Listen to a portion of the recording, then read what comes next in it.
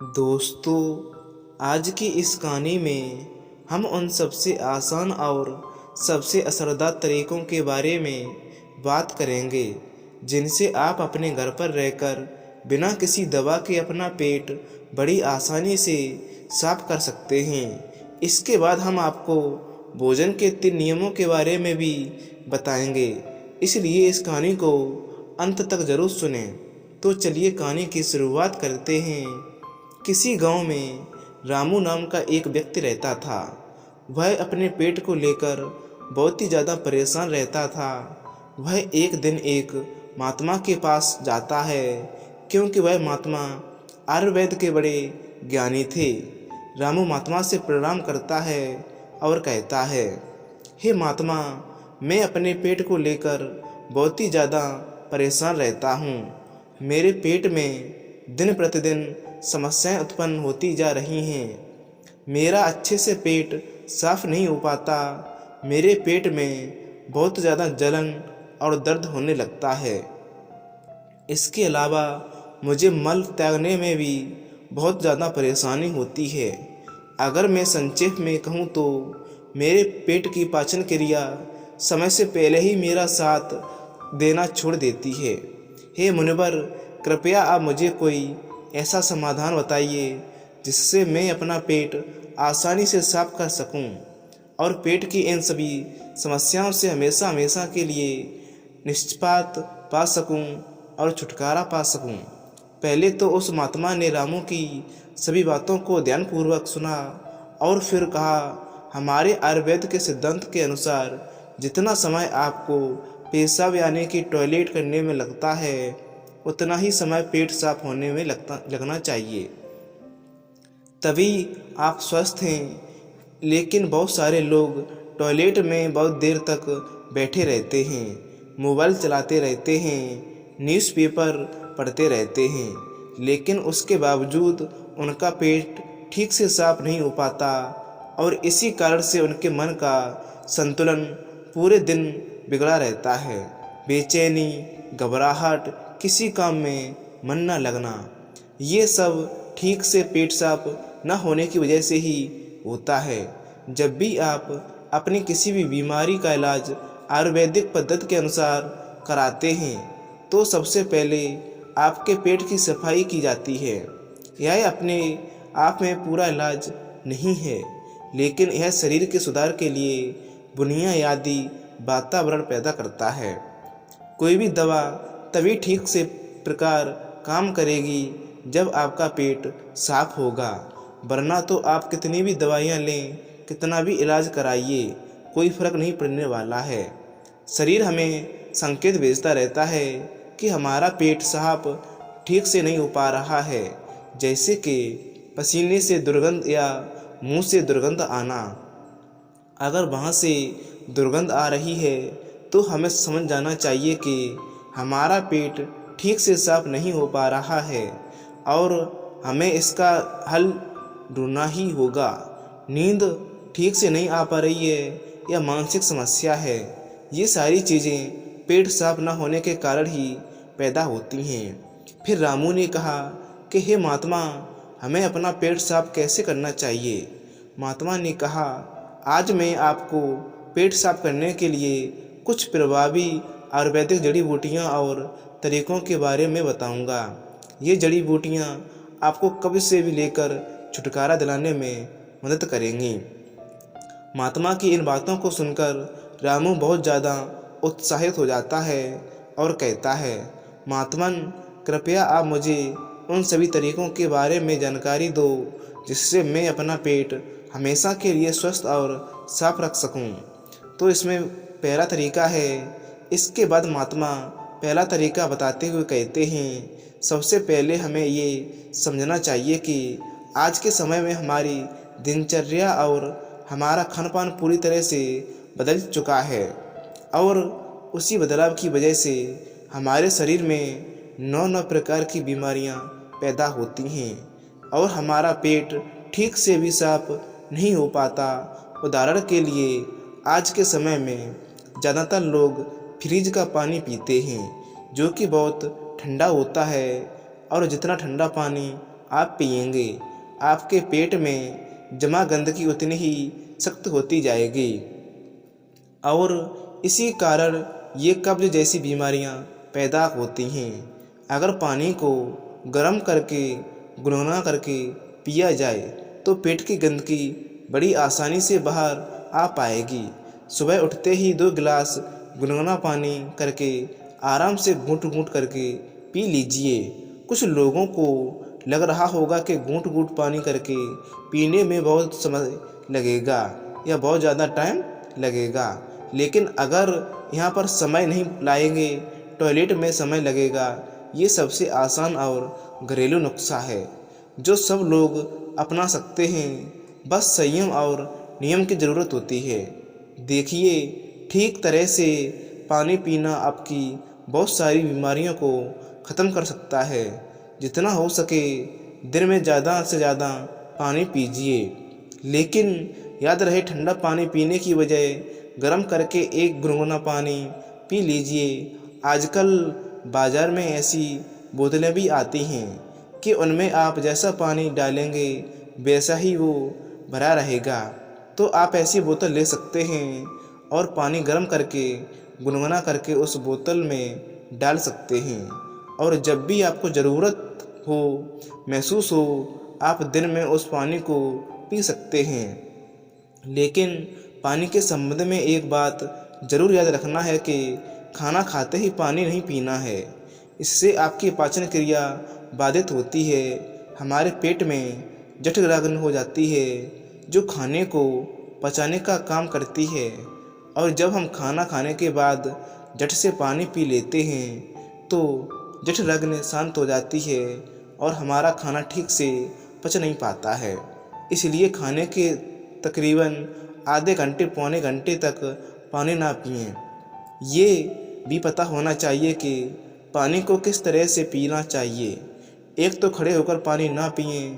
खड़े होकर पानी पीने से घुटनों में और जोड़ों में दर्द की समस्या पैदा होती है। पानी को बैठकर घूंट घूंट करके पीजिए, वही पानी सबसे ज़्यादा लाभकारी होता है। दूसरा तरीका है, इसके बाद महात्मा ने रामू को दूसरा तरीका बताते हुए कहते हैं कि खाना खाने के बीच में कम से कम 4 घंटे का अंतर होना चाहिए, जिससे कि जो खाना आपने खाया है वो ठीक से हजम हो सके, उसका पाचन ठीक से हो सके। जब हमारा शरीर पाचन की क्रिया कर रहा होता है तब शरीर के बाकी क्रियाएं धीमी रफ्तार पर चलने लगती हैं। कोशिकाओं के स्तर पर शुद्धिकरण धीमी रफ्तार पर चलने लगता है और इस कारण शरीर अपनी गंदगी खुद साफ नहीं कर पाता। लेकिन अगर आप खाने के बीच में कम से कम 4-5 घंटे का अंतर देते हैं तो इससे आपके शरीर को पर्याप्त समय मिलता है कि उसकी कोशिकाएं खुद ही अपनी गंदगी, अपने शरीर की गंदगी साफ कर सकें।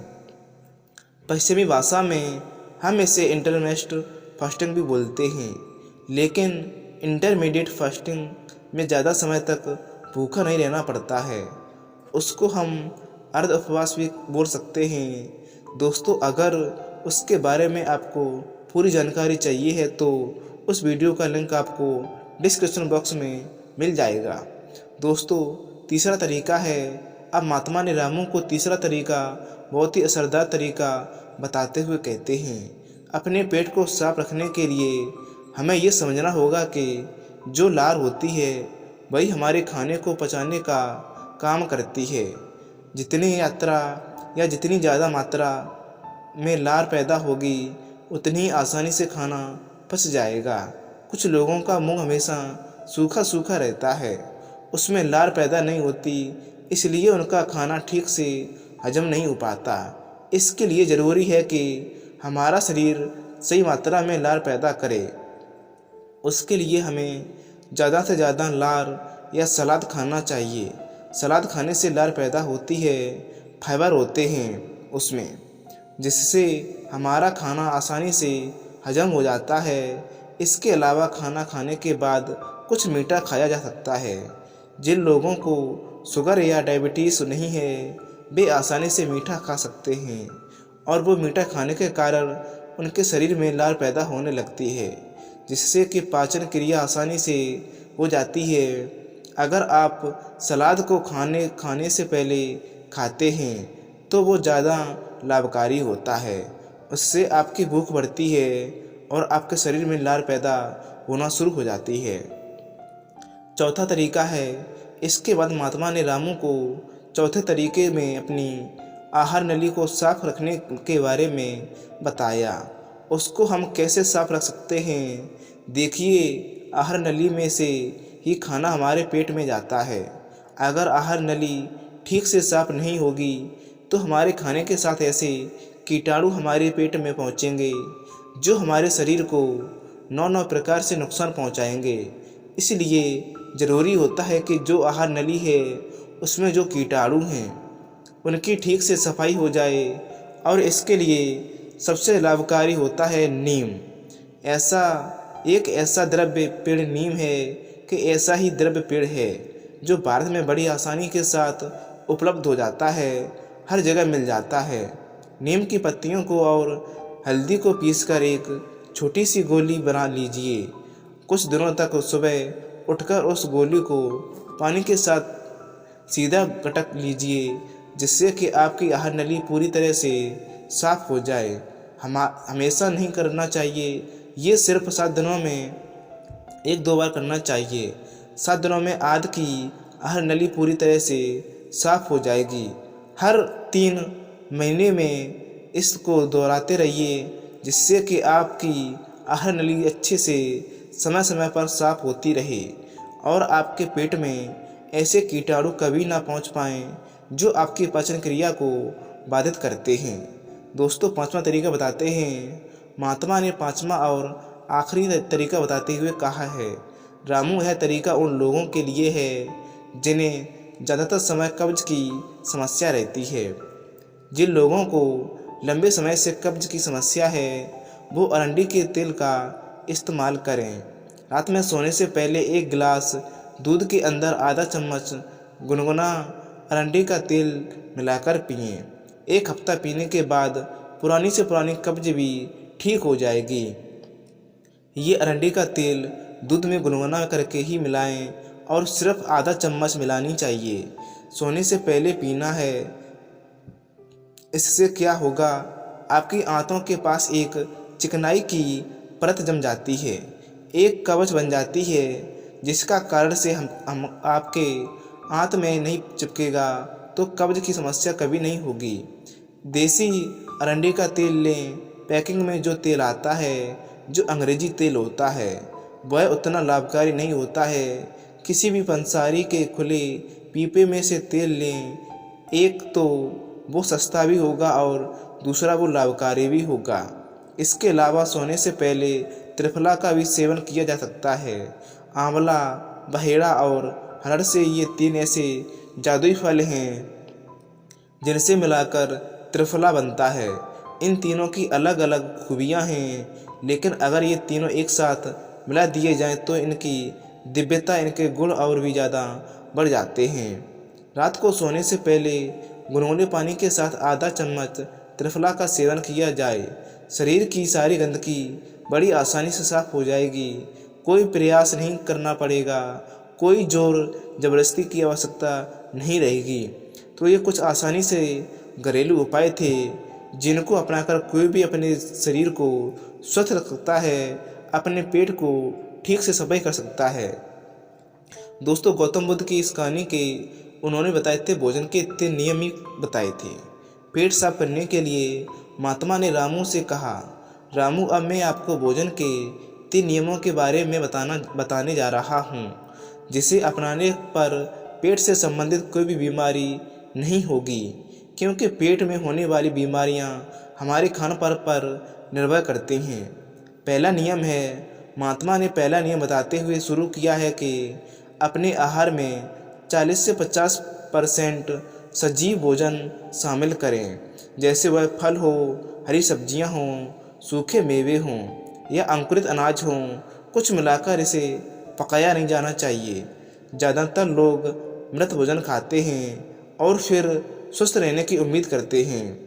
मृत भोजन खाने का मतलब है कि हम किसी मृत चीज़ से जीवित निकाल रहे हैं। इसलिए इसमें कुछ लगेगा हमारे शरीर में ऊर्जा निकलती है, तो यह हमें ऊर्जा देती है। भोजन को पचाने के लिए आवश्यक सभी पाचक रस केवल शरीर में पाए जाते हैं, बल्कि उस भोजन में भी पाए जाते हैं। लेकिन जब हम उस भोजन को पकाते हैं तो उसमें से बहुत से पाचक रस नष्ट हो जाते हैं, और जब हम बिना पाचक रसों के खाना खाते हैं तो हमारे शरीर को उन सभी पाचक रसों को दोबारा बनाना पड़ता है जो नष्ट हो गए हैं। लेकिन किसी व्यक्ति का पाचन तंत्र कितना भी अच्छा क्यों ना हो, वह उन सभी पाचक रसों को दोबारा नहीं बना सकता है जो नष्ट हो गए हैं। दोस्तों, दूसरा नियम है। रामू ने पूछा, महात्मा दूसरा नियम क्या है? महात्मा ने कहा, दूसरा नियम शुद्ध शाकाहारी भोजन खाएं, यानी जो भोजन पेड़ों से मिलता है, जानवरों से मांस मछली अंडा न खाएं। प्रकृति ने हमारे शरीर को जानवरों को खाने के लिए नहीं बनाया है। तीसरा नियम और आखिरी नियम है। महात्मा ने तीसरा नियम बताया है कि बासी भोजन या लंबे समय तक रखा हुआ भोजन नहीं करना चाहिए। 70वें अध्याय के 10वें श्लोक में भगवान श्री कृष्ण ने कहते हैं कि जो भोजन पकाया जाता है उसे पकाने के 3 घंटे के भीतर ही खा लेना चाहिए, क्योंकि 3 घंटे के बाद वह भोजन तामसिक हो जाता है या तामसिक हो जाता है, खराब हो जाता है और उसमें से जीवन समाप्त होने लगता है और भोजन किया जाता है। और इसलिए हर भारतीय यौगिक संस्कृति में पका हुआ भोजन किया जाता है। 3 घंटे से ज़्यादा रखा हो तो हमारे शरीर में पूर्वजों ने भी इसी समय का पालन किया था, इसलिए खाना सीधे चूल्हे से उनकी थाली में आ जाता था। लेकिन आजकल ज़्यादातर लोग सुबह का खाना शाम को खाते हैं और रात का बचा खाना सुबह खाते हैं और कई बीमारियों को निमंत्रित देते हैं। महात्मा ने रामू को तीनों नियमों के बताने के बाद अपने ध्यान केंद्रित होने लग गए और रामू ने महात्मा को प्रणाम किया और वहाँ से चला गया। दोस्तों, यदि आप भी 3 नियमों का पालन करेंगे तो तुम्हारी बीमारी भी ठीक हो जाएगी और तुम भी ठीक हो जाओगे। ऐसी कहानी बनाने पर सिर्फ एकमात्र मकसद है कि इंसान जो व्यक्ति अपना इलाज खुद करना सीख जाते हैं। पश्चिमी दवाइयाँ, अंग्रेजी दवाइयाँ एक तो बहुत कम उम्र करती हैं और काम भी कम करती हैं, तो वो शरीर में दूसरे नुकसान पहुंचाती हैं जिनका हमें पता ही नहीं होता है कि। लेकिन हमारे आयुर्वेद में भंगना भट्ट जी ने ऐसे बहुत सारे तरीके बताए हैं जिनसे घरेलू नुस्खे अपनाकर अपने शरीर को हमेशा के लिए स्वस्थ रख सकते हैं। तो फिर क्यों हम अंग्रेजी दवाइयों की तरफ दौड़ रहे हैं? हमें अपनी सभ्यता, अपनी संस्कृति और अपने ज्ञान पर भरोसा रखना चाहिए, उसे अपनाना चाहिए, उसके बारे में पूरी जानकारी लेनी चाहिए। हर घर में जिस तरह धार्मिक पुस्तकें होती हैं उसी तरह अष्टांग हृदयम जैसी किताबें भी होनी चाहिए जिनका रोज़ अध्ययन करना चाहिए, जिसमें शरीर के बारे में सारी जानकारी उपलब्ध होती है। पहले यह किताब संस्कृत में होती थी, लेकिन अब उसका हिंदी अनुवाद भी आ चुका है, तो समझने में कोई समस्या ज़्यादा नहीं होगी। दोस्तों, ये कहानी आपको कैसी लगी है? अगर आपको अच्छी लगी है तो लोगों तक शेयर करें और जो लोग रोगी संबंधी होते हैं उन तक तो ये कहानी ज़रूर ही शेयर करें। तो नमस्कार दोस्तों, आपको ये कहानी अच्छी लगी तो वीडियो को लाइक और चैनल को सब्सक्राइब जरूर करें। तो मिलते हैं आपको नेक्स्ट वीडियो में। धन्यवाद एंड नमो बुद्धाय।